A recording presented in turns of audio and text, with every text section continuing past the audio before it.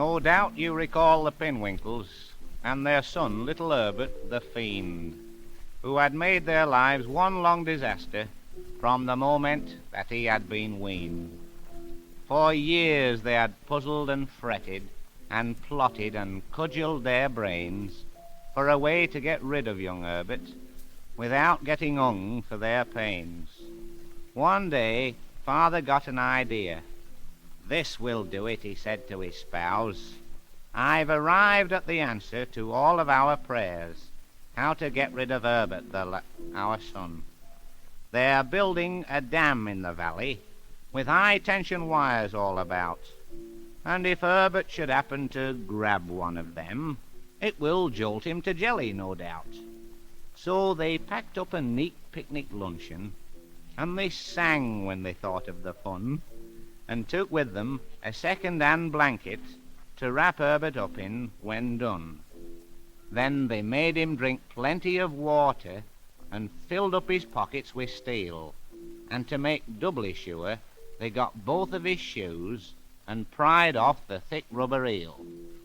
"Now here's a nice place for a picnic," said father, as he set the lunch down on the ground in the shade of a tall sort of skeleton tower with a high, heavy fence all around. Then he picked up an orange and tossed it. "Hey, catch that, young Herbert," he said. But instead of it landing in young Herbert's hands, it went over the fence top instead. "Go on, fetch it," said father to Herbert. "Climb over the fence." "Aye, that's fine."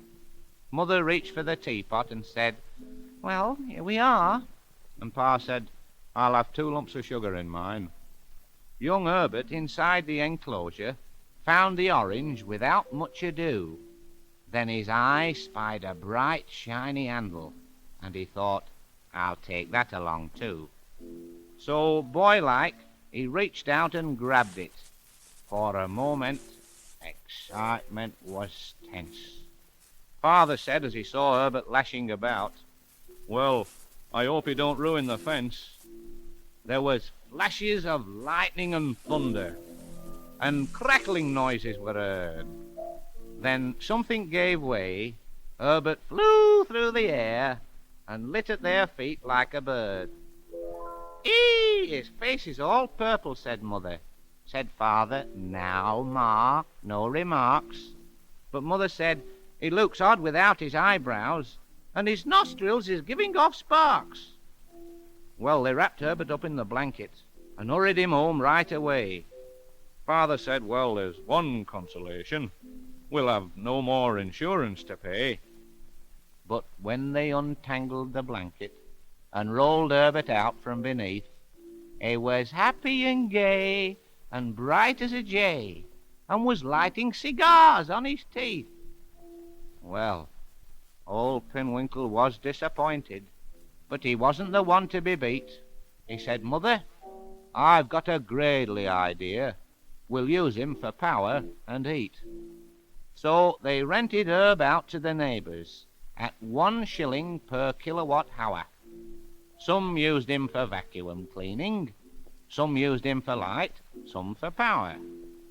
He'd a gap in his front teeth, had Herbert, and by shoving a plug in between, you could make buttered toast or fry up an egg or run a large washing machine. And by sticking a plug in his nostril, he'd keep ice boxes cold as a tomb. And by sticking a light bulb most any old place, he'd light up a conference room. Well, the Pinwinkles both was delighted, and the money was coming in fast. Then one day it happened. Pa said with a sigh, "I knew it were too good to last." A movie star came to the village to pose for the cinema news. They wanted her picture with Herbert's, so she kissed him and blew out his fuse.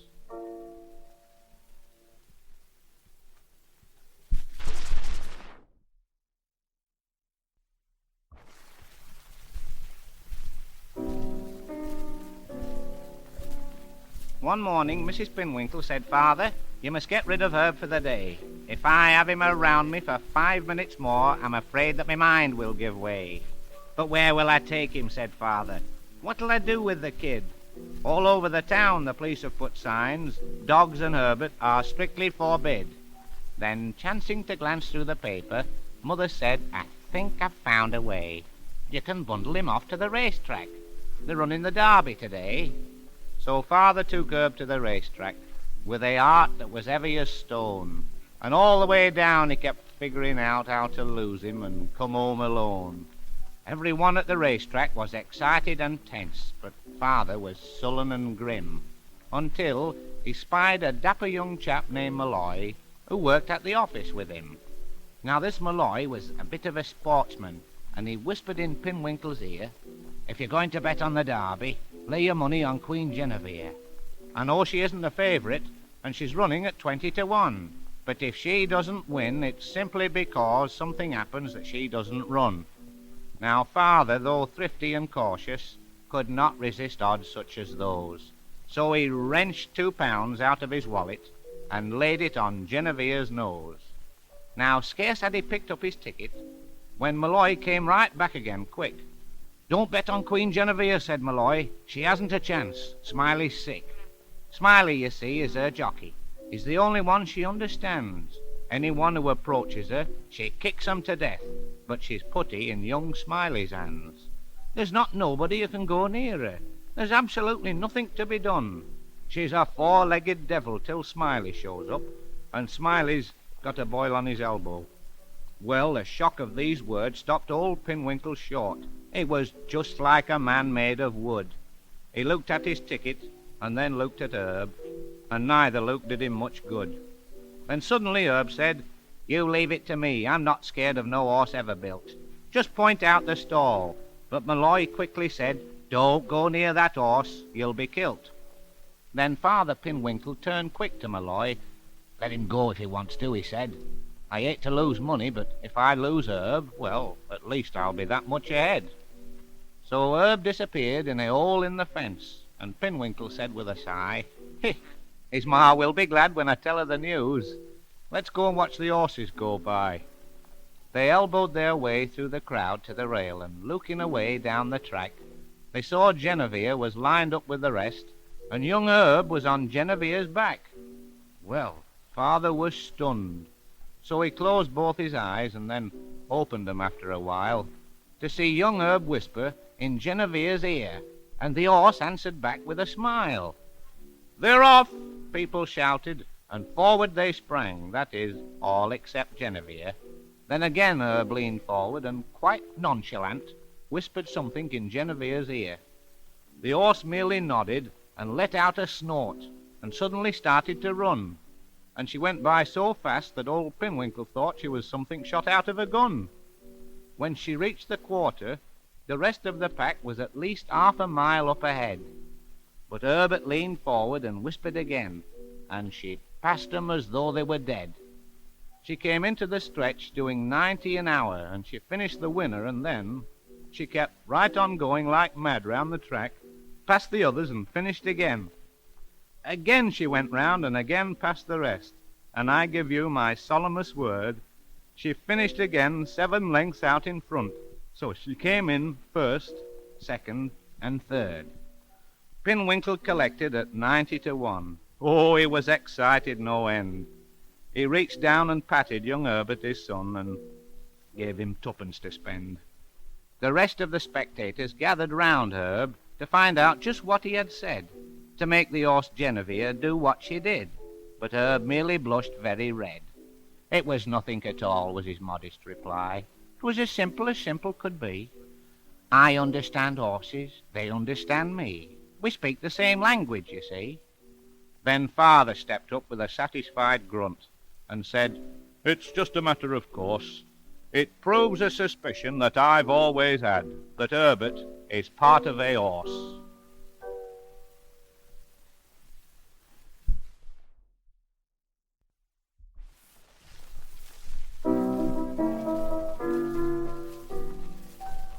Now, in case you haven't heard of young Herbert, the fiend who was Pinwinkle's son, let me say he's a blight and a fever, everything you don't like rolled in one. When he was born, Herbert's parents was torn between love and remorse. His mother had wanted a daughter, and his father a dog or a horse. Every day Herbert brought on more trouble by the cute little things that he did, till his folks thought that they'd given birth to a crime wave instead of a kid.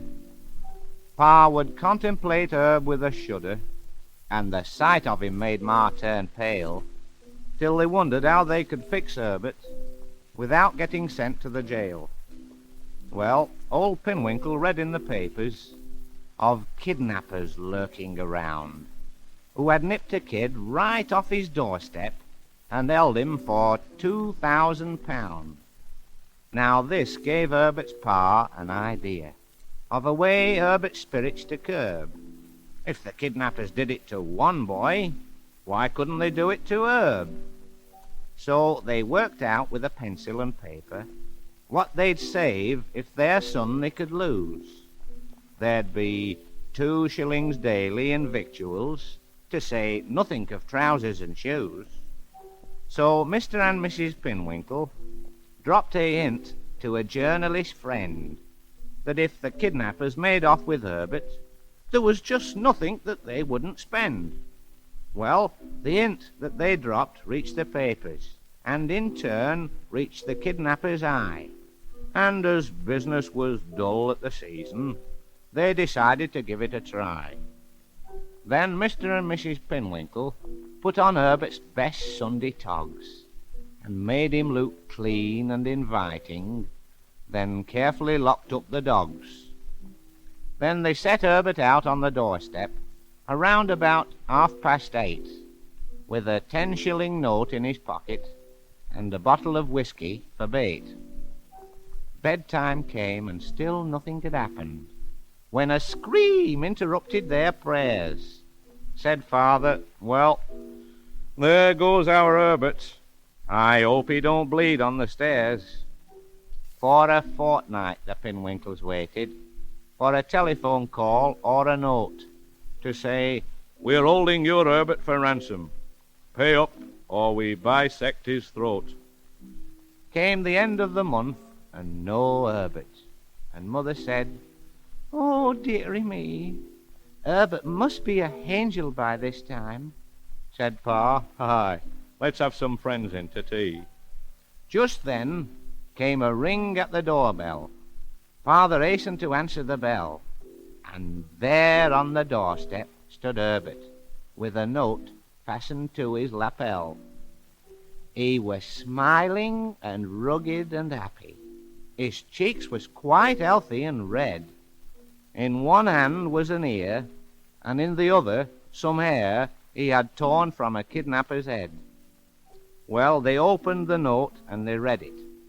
"Dear Sir and dear Madam," it went. "Here's your kid. We've no words that can picture the horrible month we have spent. He gnawed off the thumb of the captain and sewed all the men's eyelids shut. Then he carved his initials on my hairy chest, and then he rubbed salt in the cut. We deserve to be hung, we admit it, for the various crimes we have did. And besides, we deserve to be quartered and drawn, but we don't deserve Herbert, you a kid. He's something a buzzard won't sniff at. He's something a dog wouldn't bite. Please accept £50. Take him back off our hands. He's yours. Heaven help you. Good night."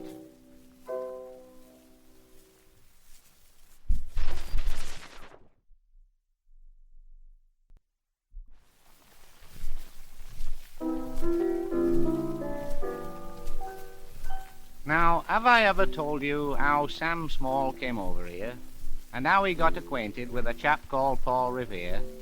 Well, it seems there'd been an argument about a bit of tea. Some chaps dressed up like Indians had dumped it in the sea. Now, when the news of this event was told to George III, he shifted on his throne a bit and said an ugly word. "'Tis a mutiny," he muttered, "and the situation's grave. We'll have to send some troops across to make those lads behave. Well, the troops lined up and answered, "Here." The sergeant called a roll, till, where there should have been a man, there was an empty hole. "Who's missing from this cavity?" they heard the sergeant bawl, and as one man they answered in 2 syllables, "Sam Small." Just at that moment Sam appeared and straightway took his place. The sergeant stood and glared at Sam with fury in his face.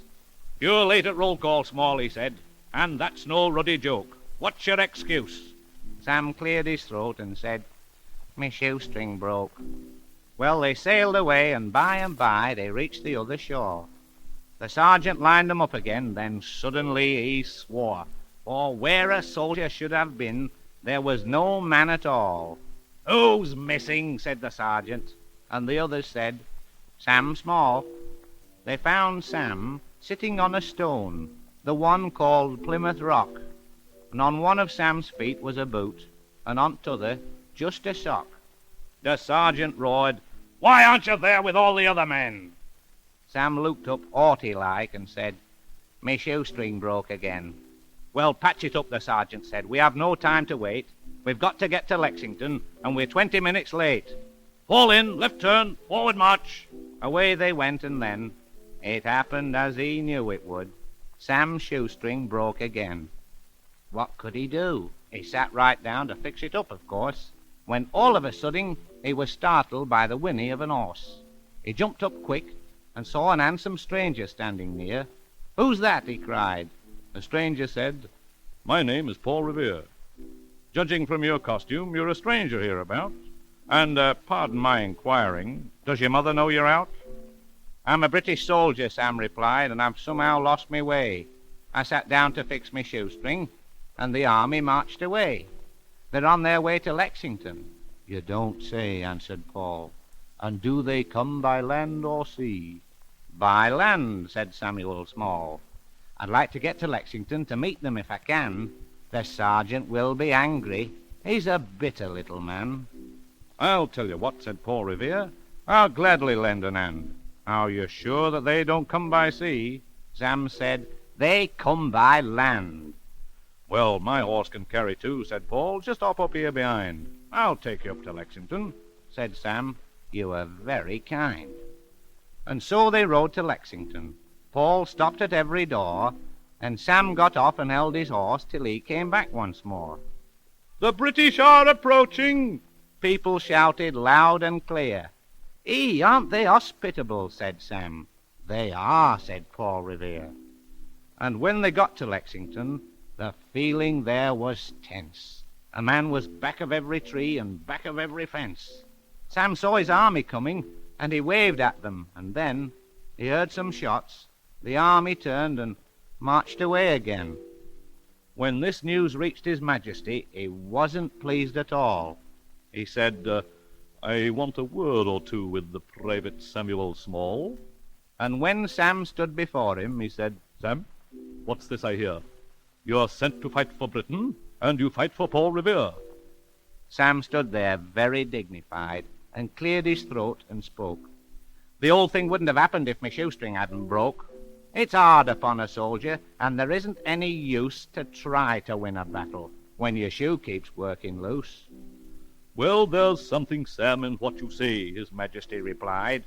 It's difficult to concentrate when shoestrings come untied. We've lost a lot of battles that we can't afford to lose. Hereafter we fight barefoot, or we'll all wear button shoes.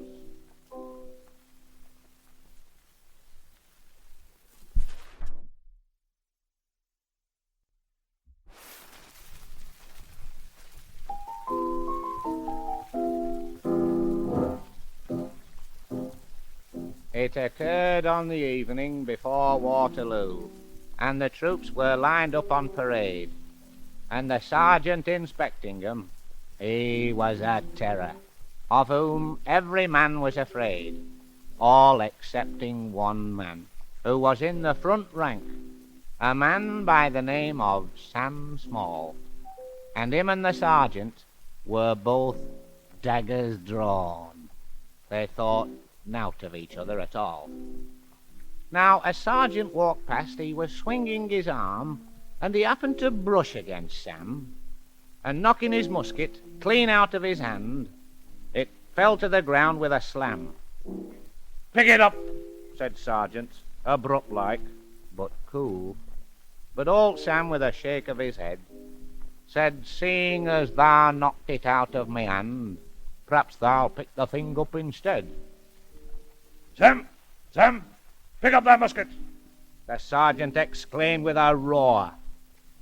Sam said, "Thou knocked it down. Right, then thou'll pick it up, or it stays where it is, on the floor." The sound of high words very soon reached the ears of an officer, Lieutenant Bird, who said to the sergeant, "Now, what's all this here?" and the sergeant told what had occurred. Sam! Sam! Pick up that musket! Lieutenant exclaimed with some heat. Sam said he knocked it down. Right, then he'll pick it up, or it stays where it is at me feet. It caused quite a stir when the captain arrived. To find out the cause of the trouble. And every man there, all excepting old Sam, was full of excitement and bubble. Sam! Sam! Pick up that musket! Said Captain for strictness renowned. Sam said he knocked it down. Right, then he'll pick it up, or it stays where it is on ground. The same thing occurred when the Major and Colonel both tried to get Sam to see sense. But when old Duke of Wellington rode into view, well, then the excitement was tense.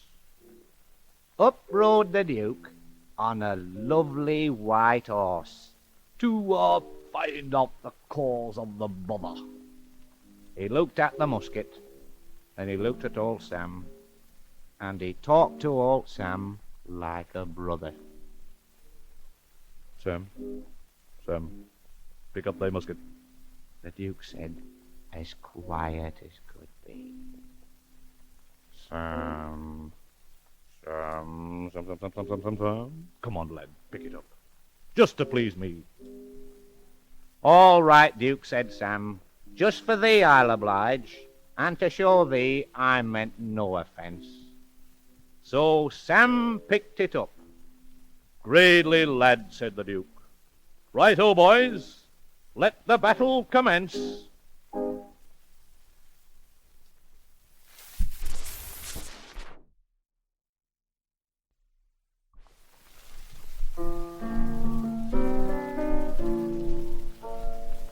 You've heard that lovely poem of the ancient mariner. The yarn he told the wedding guests created quite a stir. But I've a yarn to spin about a soldier of renown that makes the ancient mariner go way back and sit down. The day the Mayflower sailed away, a crowd was at the pier to kiss their relatives goodbye and wish 'em all good cheer. It was a lovely celebration, with a big brass band and all, and a squad of British soldiers. One of them was Samuel Small. He'd come to see his cousin off, and he'd brought some fruit and stuff, and several nips of sailor's rum in case the trip was rough. He went to his cousin's cabin, and they had a sup of ale, and the cousin promised Sam that he would right him without fail. They had another drop of ale, and the ale made Sam Small drowsy. So he sat down and said, "By gum, I'm feeling pretty bad." Then, "All ashore that's going ashore," they heard the purser call, and all the visitors got off, except our friend Sam Small. When they arrived at Plymouth Rock, a pilgrim called the roll, and seeing Sam Small's name not there, he said, "Lord bless my soul, are you the Mayflower's mascot, or perhaps the captain's pet?" Sam said, "I am a soldier, and my stomach is upset." The pilgrim father said, "Too bad your stomach's out of whack. You came here as a stowaway. We've got to send you back." Sam Small stood thunderstruck, his face turned greener than a pea.